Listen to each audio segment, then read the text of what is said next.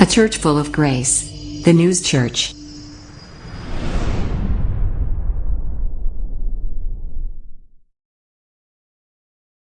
이렇게 된 것이 아버지의 뜻입니다.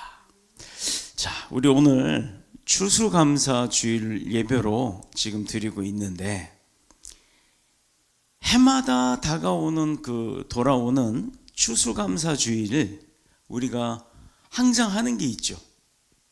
무엇을 하죠? 성전 제단을 장식한다고 하는 것. 그런데 우리가 아마 수많은 교회들이 지금도 이렇게 제단을 과일로, 온갖 야채로 이렇게 장식을 해놨을 겁니다. 그런데 우리 교회는 코로나 이전 21년인가요? 코로나 때니까 21년인가? 그때부터 추수감사 예배 때 제단 장식을 안 하기로 했습니다. 형식적으로 보이는 그런 감사, 물론 그렇게 보여지는 감사도 좋은 거예요. 그런데 굳이 우리 교회에서는 인원도 많지 않은데 그렇게 제단을 장식하면서 그 감사의 표현을 하는 것도 좋은 방법입니다만, 굳이 그렇게 보여지는 감사는 할 필요가 없다라는 생각이 들어서, 또 제단의 장식이라고 하지만 제사상처럼 보이는 그런 느낌도 있어서 안 하기로 결의를 하고 지금 수년째 그 모습은 쌓아놓질 않습니다. 자, 우리가 감사함을 표현함에 있어서 여러분 어떤 감사가 좋아요? 부모님 생신일 때, 자녀가 부모님한테 생신 선물을 준비할 때 요즘은 뭐니 해도 뭐니라고 하잖아요. 그런데 형식적으로 내가 바빠서 엄마 아버지 생신 때 와서 밥 한 끼 같이 먹는 것도 못하면서 용돈 100만 원, 1000만 원 이렇게 쓱 보내는 거, 그것도 와서 전달을 못하니까 통장으로 이체 띡 하고 문자로 엄마 나 얼마 보냈어, 맛있는 거 사 먹어, 이렇게 하는 거랑, 아니면 다만 몇만 원밖에 없다 할지라도 직접 어머니한테 찾아와서, 심지어는 이 부모님한테 음식을 만들어서 같이 먹자고, 아니면 만들어 갖고 바리바리 싸서 와서 식사 한 끼를 같이 하는 그런 감사함이라면 어떤 표현의 감사가 여러분들 마음에는 더 와닿을까요? 사실 물질로 많이 준다 그러면 감사가 되겠죠. 고맙기도 하겠죠. 그러나 그러한 감사보다는 물질은 없다 하더라도 밥 한 끼 같이 먹는 게 부모로서 자식과 함께하는 그 자식의 감사가 더 감동이 될 겁니다. 영국 이야기를 좀 하면서 시작을 할까 해요. 1970년대 경제 불황이 전 세계적으로 다가왔을 때 영국에서 있었던 일이라고 합니다. 그때 당시 영국은 이미 선진국이었고 1인당 그 국민 소득이 약 4만 불에 해당이 된다 그랬어요. 지금 우리나라도 3만 불에 가깝게 지금 이렇게 되어 가고 있습니다. 넘었나요? 잘 모르겠지만 공식적으로 3만 불, 1인당 국민 소득이 3만 불이 넘으면 선진국이라고 이렇게 표현을 하는데, 1970년대에 이미 영국은 4만 불에 달해 있던 나라입니다. 그러니 한국에서 미국이나 영국을 보면 얼마나 부러웠겠어요. 자, 그런데 그 영국이 재정적으로 그렇게 많은 재정들이 국가가 이렇게 모여지다 보니까 어떤 일을 벌였냐, 아주 복지에 관련해서 엄청나게 국민을 위해서 한다고 정부는 일을 한다고 막 그 돈을 퍼붓습니다. 국민들의 교육, 의료, 주택 이런 거에 있어서 막 대한 자금을 쏟아붓다 보니까 국가에 돈이 필요하잖아요. 그러니까 돈을 국가가 만들려면 어떻게 해야 돼요? 세금을 걷어야 되는데, 결과적으로는 어떤 일이 벌어졌느냐, 국민에게 퍼준다고 하는 일을 하다 보니까 국민들에게 오히려 그 세금을 걷어야 되는데, 국민들이 번 돈의 심지어는 50%, 더 크게는 80%까지도 세금으로 받아가는 그런 아이러니한 일이 벌어졌었던 적이 있었습니다. 근로의욕, 창의, 또 발전적인 그 발전 의욕, 이런 것들이 국민들의 마음 가운데서 점점 사라져 가는 거예요. 왜? 내가 많이 일해서 많이 벌어봐야 많이 내야 하니까 그 소득이 없어져 가는 게, 많이 굳이 벌 필요가 뭐가 있나라는 생각을 했던 거예요. 그래서 생산성이 급격하게 떨어지면서 소위 영국병이라고 표현할 정도로 그런 경제 공황이 일어나게 됐던 그런 적이 있었죠. 그런데 요즘에 선진국 반열에 들어가고 있다고 하는 대한민국의 상황을 보면, 우리나라도 보면요, 이미 50여 년 전, 그렇죠, 70년이면 한 50년 되잖아요. 50여 년 전에 그 파탄을 경험했던 영국의 모습을 닮아가고 있는 건 아닌지 소위 염려가 되고 있다는 겁니다. 지금 한국에서는 더 많은 세금을 걷어들여야 합니다. 왜? 더 많은 세금을 걷어들여야 포퓰리즘적인 정책을 펼칠 수가 있잖아요. 그러다 보니까 집값을 올려놔요. 땅값들을 올려요. 그래서 소유세, 보유세 뭐 등등등등 재산세를 막 걷어가기 위해서. 내가 집 한 채 갖고 있어도 그 집 한 채가 요즘요 30평 조금 넘은 거 한 350만 원 이렇게 나가요. 1년에. 내가 집을 갖고 있다는 것만 해도. 그런데 여러분 생각해 보세요. 내가 완전히 집값을 다 갚고 빚이 하나도 없는 집을 갖고 있으면 그건 내 집이잖아요. 그런데 내가 은행에서 집값의 80%를 대출했어요. 아니 50%를 대출했어요. 그래서 아직도 집값을 갚아 나가고 해야 하는데, 나갈 돈도 있는데 집이 다 내 소유가 아닌데, 그럼에도 불구하고 내가 그 집을 샀다라는 이유로 재산세를 내야 하는 거예요. 그런데 그 집값이 자꾸 올라가요. 땅값도 올라가요. 집을 사고 팔 때도 마음대로 할 수 없고, 집을 사고 팔 때마다 세금을 내야 되고, 집을 사서 갖고 있다고 해서 매년 세금을 내야 되고. 그게 어느 정도 선이라면 내가 이 나라에 사니까 내야 되는 게 당연하죠. 그런데 이게 점점 커져가고 있다는 겁니다. 이대로 가면 몇 년 안에 국가 경제는 파탄날 것이 자명하죠. 너도 나도 이제 집 안 살라고 할 거예요. 일본이나 미국처럼 렌탈을 해서 살라고 할 겁니다. 주부가 남편이 벌어온 그 한 달의 월급, 그걸 가지고 생활을 알뜰살뜰 해야 되는데, 아낌없이 낭비를 한다면 그 집안은 어떤 집안이 되겠어요? 아이들 교육이며 먹고 사는 그 의식주며 계획이 설까요? 겉으로 보기에는 펑펑 쓰고 있으니까 겉모습은 보기 좋을 겁니다. 그러나 솔직상 남들이 보는 모습이 아닌 그 가정의 속사정은요, 빚 때문에 걱정을 하고 살아야 되는 상황이 오는 거예요. 그뿐만 아니라 정상적인 사람들이 납득하기 어려운 이상한 법들을 만들어가지고 지금 어떻게 하고 있어요? 정말 한 번도 경험해 보지 못한 그런 나라로 변해져 가고 있다는 거 여러분들 다 느꼈을 거 아닙니까? 알면서도 내가 지지하는 그런 사람이니까 그거를 그냥 무의식적으로가 아니라 알면서도 모른 척 하는 게 아니라 진짜 내가 살고 있는 이 대한민국을 사랑한다면 내 나라가 어떻게 변해가고 있는지를 직시해야 할 줄을 믿습니다. 국민의 한 사람으로서 그렇게 살다 보니까 자꾸 불평과 불만이 생겨나는 거예요. 오죽하면 이런 사람들이 그런 사람들을 뽑아준 투표한 사람들까지도 내 친구지만 내 가족이지만 그런 사람들을 뽑아줬다고 해서 그 사람들에 대해서 원망도 생겨날 정도라는 겁니다. 심지어는 뽑아줬던 사람도 자기가 잘못 뽑았다고 후회를 할 정도가 된다면 이거는 심각한 문제가 생기는 거예요. 여러분, 정치 얘기를 하자는 게 아니에요.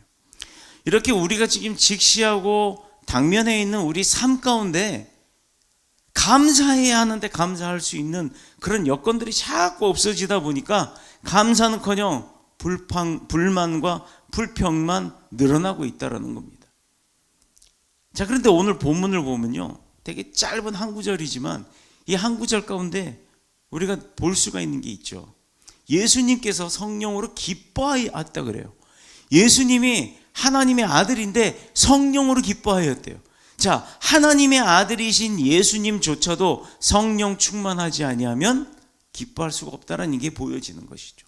천지의 주제이신 아버지여, 이것을 지혜롭고 슬기 있는 자들에게는 숨기래요.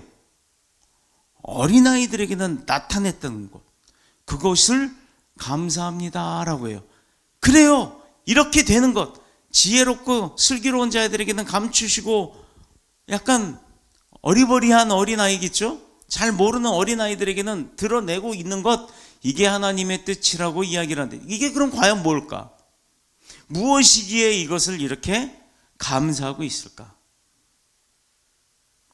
오늘 그것을 좀 볼까 합니다. 추수감사절입니다.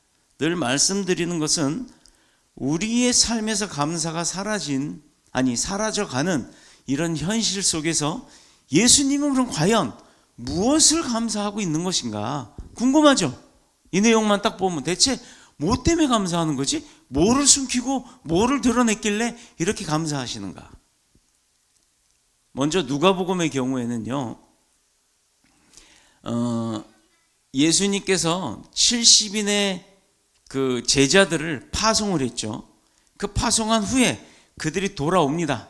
각처로 갔다가 돌아와서 그 전도했던 그 사역을 보고를 하죠. 그때 예수님이 정말 기뻐하셨어요. 시장함에도 불구하고, 시장한 건 둘째치고 오는 족족 제자들의 그 전도 보고를 듣고 그 결과에 대해서 감사하면서 기뻐하면서 하나님 앞에 감사를 드렸다라는 겁니다. 복음이었죠. 복음의 소식. 자기를 통해서 배웠던 제자들이 나가서 그 일들을 얼마만큼 잘했든 못했든 그게 중요한 게 아니라 그 제자들이 나가서 있었던 일들을 갔다 와서 보고할 때 그 보고된 이야기를 듣고서는 얼마나 기뻐하셨는지 몰라요. 우리가 선교를 나갑니다. 지역 선교, 또 국내 선교, 심지어는 해외 선교, 단기 선교 등등 여러 가지 내가 못 가면 후원을 해서라도 중보 기도함으로써 그 결과들이 일어나는 것들을 전해 들을 때 우리도 얼마나 기뻐요. 그렇죠? 그런데 우리가 직접 선교를 갔다 왔을 때 막 벙벙벙벙 떠 있죠. 성령 충만하니까, 하나님의 은혜를 아니까, 전도의 결과가 드러나고 있으니까 얼마나 감사하고 기뻐요. 그것도 우리의 모습이 그런데 그런 우리가 갔다 온 것을 들은 예수님은 얼마나 기쁘셨겠냐 이 말입니다. 중학교 시절에 제가 다니던 교회에서 이렇게 그 벽화들을 이렇게 많이 걸어놨었어요. 그리고 그 뭐라 그래요? 그 스테인드 글라스 유리에 이렇게 색칠해가지고 조각조각 색칠해서 이렇게 햇빛 비치면은 그게 쫙 벽에 이렇게 비춰지고 하는 교회에 이제 예전에는 그런 게 있었습니다. 그런데 어느 날 교회에 이렇게 들어가다 보니까 제가 잘 안 가보던 고등부 형들 그 예배 드리는 거기를 이렇게 뭐 때문에 가게 됐는데 그 계단 옆에 이렇게 그 연필로 그 뭐라 그래요? 스케치? 초상화라 그러나? 그 예수님이 이렇게 막 웃고 있으니까 완전히 그냥 뭐가 그렇게 즐겁고 행복한지 예수님 그 외국인 모양이 된 그 예수님을 막 웃고 있는 이런 그 사진이 하나 그 초상화가 걸려 있더라고요. 처음에 그냥 무심코 지나가다 어느 날 그걸 딱 보게 됐는데 그걸 보면서 느낀 게 있어요. 아니 이 초상화 속에 예수님은 대체 뭐 때문에 저렇게 기뻐하고 그렇게 웃고 계실까?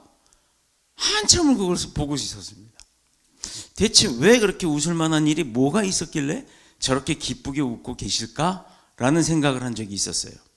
인간적인 측면에서 예수님을 바라본다 그러면 그때까지 제가 이제 막 배우는 과정이잖아요. 그럼 예수님의 생애가 어땠고, 예수님의 고난이 어땠고, 예수님이 어떻게 태어났고, 예수님의 그 태어나기 위한 그 과정이 어땠고, 구약을 통해서 예수님 출생 이후의 신약의 이야기, 심지어는 십자가 달려서 부활하시기까지, 하늘로 올라가시기까지 그 모습, 심지어 그 도마에게 이렇게 손가락질 당했던 그런 모습까지를 가만 생각해 보면 예수님이 저렇게 웃고 있을 만한 이유는 단 1도 없더라는 거예요. 아니 심지어는 하나님의 아들이 모든 권한을 다 내려버리고 이 땅에 태어났는데 그것도 말 밥통 속에서 태어났지. 피난 다니다가 그러고 나서 어땠어요? 요셉의 아들로 자랄 때는 목수의 아들로 자라다 요셉이 죽잖아요. 장남이기 때문에, 동생들도 있다고 성경에 나오니까 장남이기 때문에 엄마인 마리아와 동생들을 케어하기 위해서 그 목수 일을 하면서 30년이란 세월 동안을 30년은 아니겠죠? 성인이 되고 나서 어느 몇 살에 요셉이 죽었는지 모르니까 요셉이 죽고 난 이후부터는 가장으로서 그 집안을 먹이기 위해 또 그 목수로서 일을 하면서 가장의 그 고통을 느끼고 살았을 거 아니에요. 젊은 나이, 어린 나이에. 그리고 30이 딱 되자마자 또 3년 동안에 공생의 시간을 보내게 됐습니다. 집을 떠나서 아무것도 없이. 맨날 만나는 사람들이 부자들 만났나요? 아니에요.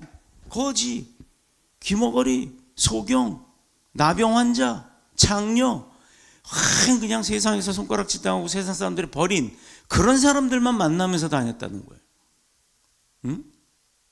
누일 곳 하나 없다고, 머리 댈 곳 하나 없다고 그렇게까지 한탄할 정도의 그런 예수님의 삶을 보면 여러분은 뭐가 기뻐서 그렇게 예수님이 하고 웃고 있을까?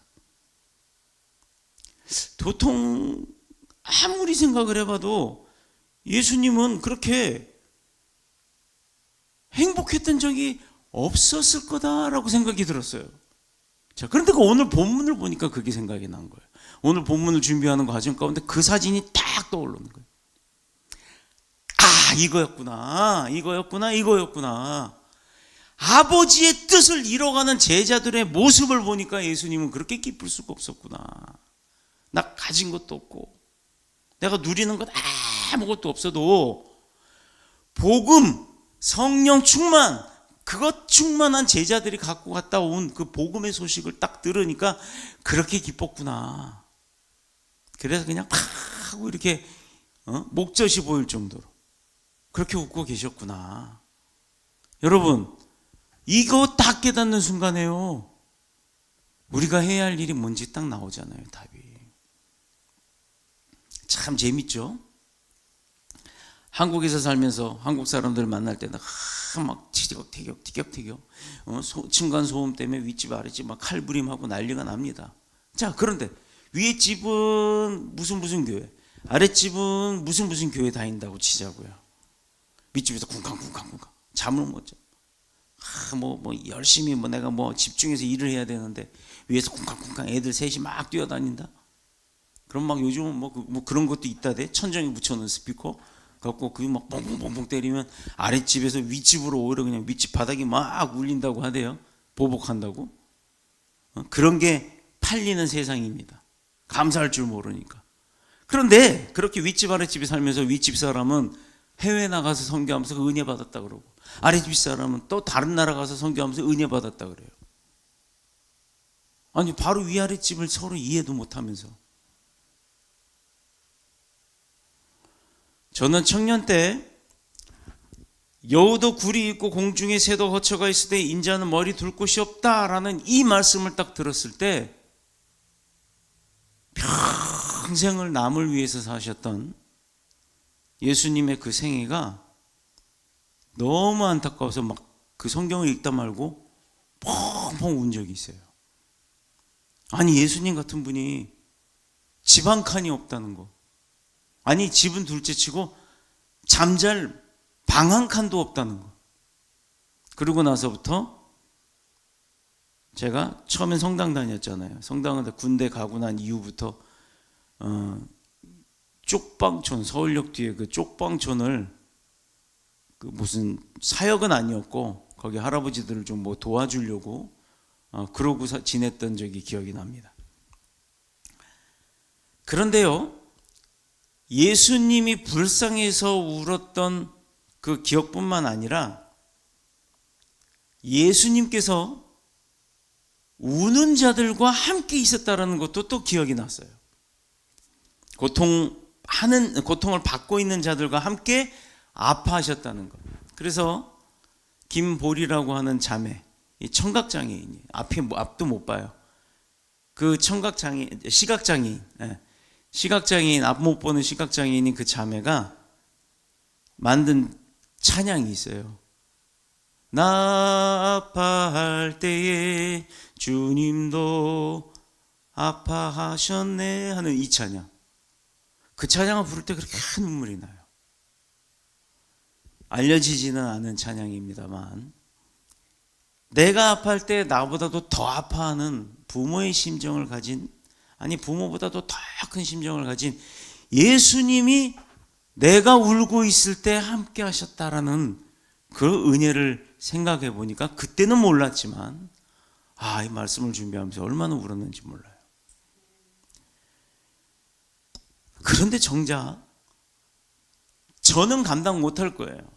언젠가 뉴스에서 나온 것 중에 필리핀 무슨 크리스마스 축제 때인가요? 필리핀이 이제 카톨릭 국가이기도 하잖아요. 어느 신도인가요? 신도인 것 같아요. 실제 십자가에 자기가 손과 발을 못을 박아서 거기 매달려 봤대요. 얼마나 아픈지. 그래서 또 그거를 이렇게 들고 행진을 합대요. 그게 뉴스에 나오더라고요. 우리가 보기에는 어떻게 보면 미련하다라고 볼 수도 있겠지만 그 사람의 그 믿음만큼은 자기도 그 고통을 겪어보겠다는 거예요. 얼마나 아팠을까요? 내가 아파서 울고 있을 때 나와 함께 하셨던 예수님, 나보다 더 아프게 울고 계셨던 예수님은 그 십자가에 매달리는 고통도 겪으신 분이라는 거예요. 나보다 더 큰, 내가 감당할 수 없는 더 큰 아픔을 겪어보신 분이기에 내 아픔을 아신다는 겁니다. 고통받는 자들과 함께 아파하셨고 외로운 자들의 친구가 되어주셨던 예수님, 그리고 십자가에 의해서 십자가로부터 십자가에 달리기까지 그 많은 고통, 또 수치는 어땠을까요? 순환이라고 하잖아요. 그들의 죄 때문에 대신 십자가를 지셨지만 그 누구도 그거 고맙다고 생각하고 삽니까? 우리가 오늘 추수감사절에 감사해야 할 일이 많지만 정작 예수님께서 나 때문에 십자가에 달려 그 고통을 받으셨다는 것, 그거 그 당시 사람들은요 십자가에 박으라고 삿대질을 했었어요. 지금 우리는 그런 예수님을 알고 살지만, 감사하며 살지만, 여러분 그 고통이 어느 정도일까 생각해 보셨나요? 3년 동안 훈련받았던 제자들조차도 예수님 그 십자가의 죽음을 잘 이해하지 못했어요. 그걸 막 막겠다고까지 한 사람도 있어요. 그 사건 일어나지 않게 할 겁니다 막 이랬다가 예수님 뭐 사탄의 자식아 하고 훈계도 당했죠. 예수님은 하나님의 아들로서 아버지의 뜻을 이루기 위해서 이 땅에 오신 겁니다. 오늘 이 본문 보세요. 이것을 지혜롭고 슬기 있는 자들에게는 숨기시고 어린아이들에게는 나타내심을 감사하나이다. 옳소이다. 이렇게 된 것이 아버지의 뜻이니이다. 여러분 지금 힘드세요? 고통받고 있습니까? 육신이 아픕니까? 이거요, 하나님께서 회복시키기 위한 하나님의 계획인 줄로 믿으시길 축복합니다. 이런 예수님의 삶을 보면서 과연 그분에게 감사와 기쁨이 있었을까? 어떻게 해서 그 초상화처럼 그렇게 웃는 모습이 그려질 수 있을까? 여러분 한번 깊게 다시 생각해 보시기 바랍니다. 그런데 의외로요, 예수님은 늘 기뻐하고 늘 하나님께 감사하고 살았다라는 거예요. 그거 참 우리가 못 보는 게 있었더라는 거죠. 여러분 또 그런 또 추성 하나 있었죠. 요 근래 돌아다니던 거, 예수님이 십자가를 지고 막 이렇게 골고다 언덕으로 가는, 그것도 이렇게 데스행한 거예요. 스케치한 거. 근데 이렇게 예수님이 막 고통스러운 표정처럼 우리는 보입니다. 그런데 어떤 사람이 그거에 대해서 그래요. 예수님 입꼬리를 잘 봐. 그랬더니요, 우리는 보여지는 그 십자가 형상만 보고도 예수님이 고통받는 거야 라고 생각하고 있었지만, 그 예수님의 고통받는 속에 입가에 미소가 싹 올라가 있어요. 그게 뭘까? 몸은 힘들어요. 그러나 내가 한 걸음 한 걸음 골고다를 향해서 올라가는 그 순간순간이 예수님은 기쁘셨던 거예요. 왜? 그 한 걸음 한 걸음 걸을 때 그 고통 받는 것조차도 하나님의 뜻이었기 때문에, 하나님의 계획이었기 때문에, 내가 걸어가는 한 걸음 한 걸음이 하나님의 그 뜻을 이뤄가는 과정이었기 때문에 예수님은 입꼬리가, 고통은 받고 있었지만 입꼬리가 이렇게 미소를 지으면서 웃고 계셨다라고 누군가가 그렇게 해석을 하더라고요. 그러고 나서 그 대생된 그 사진을 보니까, 초상화를 보니까 진짜예요. 예수님 입꼬리가 올라가 있어요. 똑같은 사진을 누구는 고통으로만 보지만 똑같은 사진은 누구는 하나님의 뜻을 이루는 감사로 봤다라는 거예요. 여러분 그 이유가 뭐죠? 왜 그럴까? 왜 누구와 누구는 다를까? 한 사람은 성령 충만했고 한 사람은 성령이 덜 충만했던 겁니다. 우리가 세상에서 느끼는 기쁨과 감사의 조건과 예수님이 하나님 앞에서 맛보는 그 기쁨과 감사의 이유가 다른 거예요. 어떻게 다르냐? 우리 본문의 앞부분, 우리 오늘 본문은 21절입니다만 앞부분을 보면 예수님의 제자들이 기뻐하고 있는 이유, 예수님의 제자들이 기뻐하는 이유, 주의 이름이면 귀신들도 우리에게 항복하는 것 같습니다, 이거예요. 예수 그리스도 이름으로 하니까 그냥 귀신이 막 도망가. 그거 사역하고 왔다는 거 아니에요.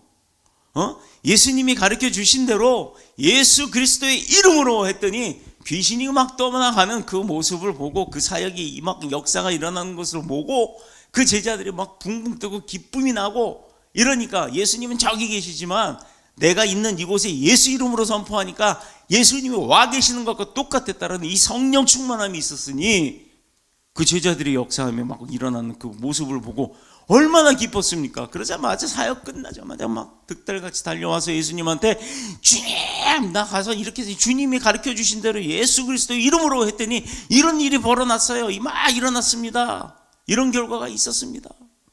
그것을 자랑했던 거예요. 그러니 예수님이 막 웃으신 거지. 상식적으로는요, 사람의 힘으로는 귀신 못 이겨요. 여러분 주변에 귀신 들린 자들이 있잖아요. 힘으로 이길 수 있어요? 못 이겨요. 힘이 얼마나 센데. 거기 사람의 힘이 아니기 때문에. 그런데 예수 그리스도 이름으로 귀신에게 명할 때 그들이 도망가는 것을 봤잖아요. 얼마나 신이 났겠습니까? 근데 이게 예수님의 제자들에게만 있을까요? 성령 충만을 입으면, 성령의 능력을 가지면 저나 여러분에게도 그 능력이 있는 겁니다. 아멘. 그런데 예수님께서요, 의외의 행동을 하셨어요. 이런 이야기를 딱 듣자마자 막 웃고 막 칭찬해. 야, 그래, 너 베드로야, 뭐 요셉아, 너 진짜 잘했다, 너 칭찬한다, 잘했다, 이렇게 해야 되는데 그렇게 안 하셨어요. 책망하셨습니다. 20절에 보면 귀신들이 너희에게 항복하는 것으로 기뻐하지 말고 너희 이름이 하늘에 기록된 것으로 기뻐해라. 야, 너 내가 가르쳐준 대로 잘했구나, 잘 배웠구나, 너 진짜 내 이름으로 했더니 그렇게 됐어? 너 잘했어. 봤지? 내가 그런 사람이야. 내가 그런 사람이야. 이렇게 하실 줄 알았더니 그게 아니라 네가 했던 그 행동, 귀신 떠나간 걸 기뻐하지 마라. 네가 하늘의 생명책에 기록된 것을 기뻐해라. 성령 충만함 입은 거를 기뻐해라. 이렇게 말씀하시는 거예요. 만일 제자들의 생각대로 귀신을 쫓아내고 귀신이 항복하는 그 모습만 보고 기뻐했다면, 그게 예수님의 뜻이었다면, 귀신이 안 쫓겨나갔을 때 나가라 했는데 안 나갔단 말이에요. 니까지 있게 감히 이러고 덤비면, 여러분 그럼 그땐 슬퍼해야 되나요? 나갔을 땐 기뻐해야 되니까 안 나가면 슬퍼해야 되네? 그 논리라면, 그렇죠? 예수 그리스도 이름으로 했는데 나가면 기쁜 거고 안 나가면 슬퍼해야 되는 거잖아요. 제자들이 생각하기는 남들이 할 수 없는 일을 감히 자신이 했기 때문에, 인간으로서는 불가능한 일을 했기 때문에 자신감, 우월감, 조금 더 나아가서는 교만감, 이런 것에 사로잡혀 있었기 때문이에요. 그래서 기뻐했던 겁니다. 나보다 더 잘할 수 있는 사람이 나 때문에 못하고 있다는 생각을 하고 살아야 돼요. 내가 잘난 게 아니란 말입니다. 나보다 더 잘난 사람이 있어요. 이 무리 가운데 어느 합창단의 지휘자가 그 안에 성도들 가운데, 대원들 가운데 뭐라고요? 나보다 더 월등히 지휘를 잘할 수 있는 사람도 있단 말이에요. 그런데 그거를 모르고 혼자 막 이러면 교만한 거고, 그걸 알고 겸손히 하는 사람은 성령 충만한 겁니다. 이런 상황이 계속해서 반복되면 결국 교만한 마음이 앞서게 되는 거예요. 내가 뭐 했더니 이게 나를 통해서 됐어? 이러다 보면 성령 충만함의 감사함, 하늘에 기록된, 내 이름이 기록된 것에 대한 감사를 잊어버리고 귀신 떠나가는 현상만 보고 기뻐하게 된다라는 거예요. 주님은 그걸 경고하신 거예요. 하나님의 영광을 결국은 가로채는 아주 큰 범죄를 저지르게 되는 겁니다. 말로는 하나님이 하셨대. 근데 속으로는 내가 했다. 지금은 천부교로 알려진, 죽었죠? 박태선. 그 전도관, 이 부천인가? 부평이 있어요. 이 사람은 원래 대한예수교 장로의 창동교회의 장로였습니다. 얼마나 믿음이 좋았는지 몰라요. 근데 어느 날 기도하던 중에 권능을 받았어요. 안수하면 다 돼. 딱 그 케이스입니다. 오늘 안진뱅이가 일어서고 장님과 김어울의 눈가 막 열리고 집회 때마다 막 몰려들었어요. 그래서 교만한 마음이 생기면서 독자적으로 신흥 종교 집단을 만들었죠. 부산 기장, 경기도 부천 신앙촌을 만들면서 교주가 되었습니다. 여러분 잘 들어보셨죠? 신앙촌. 바로 그렇게 된 겁니다. 처음엔 누구나가 순수하기 시작하고 하나님의 나라와 그의 의를 위해서 공동생활을 하기 시작했던 거예요. 하지만 알지 못한 사이에 마귀가 살금살금 보인 듯 안 보인 듯 그 마음 가운데 교만함으로 침투했죠. 그래서 어떻게 해요? 가라지를 뿌리기 시작하는 겁니다. 이것도 우리에게도 똑같이 일어날 수 있는 일이에요. 돈이 많으면 기뻐하고 돈이 없으면 슬퍼할까요? 건강하면 기뻐하고 몸이 아프면 슬퍼하는 건가요? 공부 잘하면 기쁘고 공부 못하면 슬퍼할까요? 화가 날까요? 자식이 말 잘 들으면 이쁘고 말 안 들으면 미운 거예요? 그렇다고 자식 아닌 거예요? 우리가 근심하거나 화를 내는 이유가 뭐고 감사하고 기뻐해야 하는 이유가 뭔지 그거 구분을 잘 못한다는 거예요. 근데 그런 모습, 어떤 사람이 그 구분을 잘하느냐, 그런 사람의 모습을 본다면 그 사람이 그 근본이 어떤 사람인지를 알 수가 있는 겁니다. 예수님은 본문에서 그리스도인으로서 기뻐할 이유, 감사의 원인이 뭔지를 이야기해 주고 있어요. 결론부터 말하면 구원받는 것보다 더 큰 기쁨과 감사가 없다. 하늘에 내 이름이 기록된 것을 기뻐해라. 오늘 같이 날도 좋고 조금 몇 시간만 가면 막 단풍이 노란색, 빨간색, 파란색, 분홍색 뭐 하여튼 막 휘황찬란하잖아요. 지금 조금만 나가도 그냥 막 멋있죠. 여기 뒤에만 가도 그냥 맨날 청소를 해도 저녁에 퇴근하려고 보면 우리 차 위에 검은 차가 노란 차가 돼. 학원 차는 원래 노랗지만 검은 차는 노란 차가 돼버려요. 왜? 은행잎이 이만큼 쌓여요. 맨날 치워도 다음 날이면 또 이만큼 쌓여 있어요. 얼마나 아름다운 시절입니까? 산으로 들로 야외로 안 가고 이 자리에 나와서 예배드리는 여러분이 바로 하늘에 그 이름이 기록된 자인 줄로 믿습니다. 구원받는 것보다 더 큰 기쁨을 알고 없다라는 것을 아는 자입니다. 여러분이 그래서 예수님이 기뻐하는 자들이에요. 제자들이 전도 나가서 귀신 물리쳤는데 그게 제자들의 힘이었냐고요? 아닙니다. 그들도 알았어요. 그들이 고백하기를 뭐라고 그랬냐면 주의 이름으로 명령했더니 귀신이 항복했습니다 라고 이야기를 해요. 그럼 누구든지 예수님의 이름으로 이런 선포를 하면 그 능력이 나타납니까? 나타나요? 여기서 이렇게 목사가 물어보면 이제 헷갈리는 거지. 아니 예수 이름으로 선포하면 된다며. 그러더니 그 예수 이름으로 선포하면 다 됩니까? 라고 물어보면 그게 뭔 말이에요? 말이에요? 말밥이에요? 이렇게 얘기하실 수도 있어요. 예수 그리스도의 이름으로 행하면 이런 능력이 나타납니까? 매번? 아니라는 거예요. 안 나타나요. 이거 뭐야? 왜 이렇게 설교해? 예수의 능력으로 나타난 이름으로 다 하면 된다더니 또 안 된대. 잘 들어보세요. 왜 어떤 때는 되고 어떤 때는 안 되는지. 사도행전 19장에 보면 사도들이 예수 그리스도의 이름으로 귀신을 쫓아내는 것을 보고 마술하는 사람들과의 대적을 하는 게 있어요. 우리도 마술하는 사람이 이렇게 할 수 있어 라고 보여줍니다. 제사장들과 스와의 7 아들을 그 흉내내다가 도리어 그 귀신의 공격을 받죠. 그래서 큰 낭패를 당하는 걸 볼 수 있습니다. 그때 귀신이 뭐라고 말했는 줄 아세요? 사도행전 19장 15절. 누가 한번 좀 찾아서 읽어줘봐요. 사도행전 19장 15절입니다.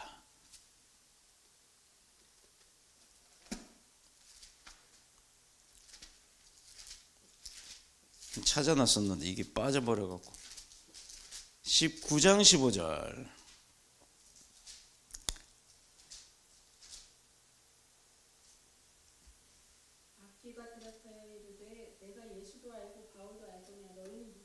네, 뭐라고요? 너희는 누구냐 그래요. 내가 예수도 알고 바울도 안 돼요. 사도 바울도 알고 다 안 돼요. 귀신이 모르는 게 어디 있겠어요? 다 안다니까요. 다 알아요. 능력자라니까. 그런데 그런 귀신이 능력자로서 제자들이 막 선포하고 있는데 넌 누구냐? 이러고 있어요. 내가 다 아는데 난 너 몰라. 너 뭔데 네가 갑자기 예수 이름을 거먹거려? 이러고 대적하는 거예요. 여러분 앞에도 그런 사람이 있습니다. 두려우니까 예수 이름으로 선포는 하는데 선포를 하면서도 두려워해요. 믿지 않는 거잖아요. 이 얘기가 뭡니까? 분명히 난 예수 이름으로 선포를 했어요. 근데 안 돼요. 안 떠나가요. 능력이 안 펴져요. 왜? 이유는 하나, 성령 충만하지 않았기 때문이에요. 중요한 것은요, 귀신을 쫓아내고 능력을 행하는 것도 좋지만 그 이전에 하나님 아버지와 함께 깊은 사귐이 있어야 돼요. 우리 그 드라큘라 나오는 영화 보면 있잖아. 겁나면 이렇게 하잖아. 이렇게. 교회는 한 번도 안 다닌 녀석이 드라큘라 나타나니까 겁나니까 이러고 그 있어요. 그런 영화. 너무 웃겨가지고 내가 한참 웃었는데. 여기에서 중요한 게 있습니다. 내가 예수 그리스도의 이름으로 선포할 때 능력을 발할 수 있는 것은 성령 충만할 때. 즉 그 얘기인즉슨 내가 하나님 아버지를 모시고 살 때, 예수님과 친구가 되었을 때, 일심동체가 되어 있을 때 능력이 발하는 거지. 결국은 귀신도 안다니까요. 내가 예수도 알고 바울도 아는데 넌 누구야? 네 뒤에는 예수도 없고 바울도 없고 아무도 없어. 이 자식아 까불지 마 이거예요. 근데 나는 뒤에 배경도 없으면서 예수 이름으로 이거 백날 해봤자지. 예수 이름, 예수 이름 암만 해봐라 되나? 안 되지. 목만 쉬지. 내가 성령 충만할 때, 내가 예수님과 동행할 때, 예배 잘 나오고 믿음 생활 잘하고 성경 잘 읽고 묵상도 잘하고 기도도 하고 항상 찬양하고 이렇게 내가 뜨겁게 사는 사람일 때 예수 이름으로 하기 이전에 예수님이 뒤에서 딱 버티고 있다는 거예요. 이 귀신은 그걸 보고 도망가는 거지. 나를 보고 도망가겠어요? 내가 뭔데? 나 같은 사람이 아무것도 할 줄 모르고 맨날 까먹고 뭐 들고 다니다가도 이쪽 손으로 들고 이쪽으로 놔놓고 다니고 이러는 사람이 뭔 능력이 있어서. 바로 이것이 예수님의 기쁨의 원천이 됐던 거예요. 하나님 아버지와의 그 깊은 사귐이 있을 때 능력이 발해지는 것. 지혜롭고 슬기 있는 자들에게는 숨기고 어린아이들에게는 나타내시. 이게 아버지의 뜻인 것. 성령께서 그들 가운데 역사하시는 이 일로 인해서 기뻐했다는 겁니다. 성령이 동행했다라는 거. 제자들이 나갔다 결과가 있고 돌아온 그 기쁨의 결과가 뭐였냐면 성령님이 함께 했다라는 거. 그 제자들이 능력 발해서 복음이 막 있는 게 아니라 그 성령의 역사함을 함께 하고 다녔다라는 거. 즉 제자들이 어딜 가서 뭐를 해도 하나님과 함께 했다라는 것, 그것을 기뻐했다라는 거예요. 그 결과로 귀신이 떠나간 걸 본 거라는 거죠. 이런 현상은요, 요즘에 우리 다니엘 기도회라고 참 뭐 요새 다니엘 기도회 그 대표 목사님이 좌파니 뭐니 해가지고 좀 말이 있습니다만 그건 정치적 얘기고, 저도 뭐 좌파 싫어해요 솔직히. 나도 우파다 좌파다 이거 뭐 쪽파, 나는 쪽파 성령파 우파 좌파 이거 다 떠나서 중요한 거는요, 나는 하나님을 믿는 사람이기 때문에 하나님의 역사가 일어나는 거에 대해서는 찬양을 하는 사람이에요. 근데 다니엘 기도회 그 간증 중에 병이 낫고 기적이 일어나고 사람으로서 할 수 없는 일이 일어나는 것, 그 간증이 있어요. 이런 것을 오래 못 간다라고 했는데 매우 정확한 말이에요. 한순간은 일어날 수 있어요. 그러나 성령 충만하지 아니하면 떠난다는 거죠. 자, 이런 현상은 목회를 하시는 목사님들은 이미 다 알고 있어요.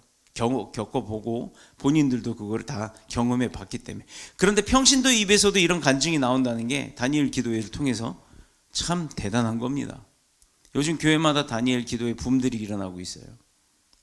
아무리 큰 능력과 위대한 일을 행하여도 그 감격, 그 기쁨 속히 우리 안에서 그냥 샥 사라질 수 있다라는 거예요.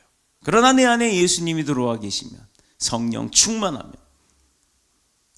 내가 그분을 나의 주인으로 모시고 산다면 내 안엔 주님의 평안이 나의 평안이 되고 주님의 기쁨이 곧 내 기쁨과 감사가 되는 거예요.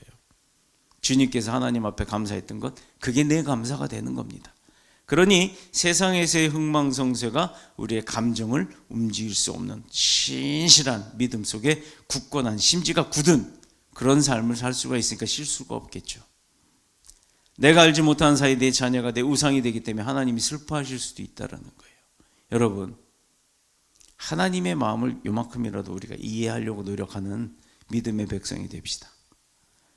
하나님이 제일주의로, 하나님이 최우선이 되는 그런 믿음의 삶으로 사는, 또 그 예배 통해서 그런 하나님께 감사할 줄 아는 저와 여러분이 모두 되셔서 돌을 옮겨 놓아도 산을 이렇게 믿음으로 옮길 수 있는 그런 현상이 안 일어난다 할지라도 내 안에 성령 충만할 때 귀신은 내쫓을 수 있는 능력이 있다는 그 믿음으로 사는 저와 여러분 모두가 되셔서 예수님께서 주시는 이 하늘의 기쁨, 이 감사, 진정한 감사가 무엇인지를 깨닫는 추수감사주일이 되시기를 그리스도 예수님의 이름으로 축원합니다. 축복합니다. 기도하겠습니다.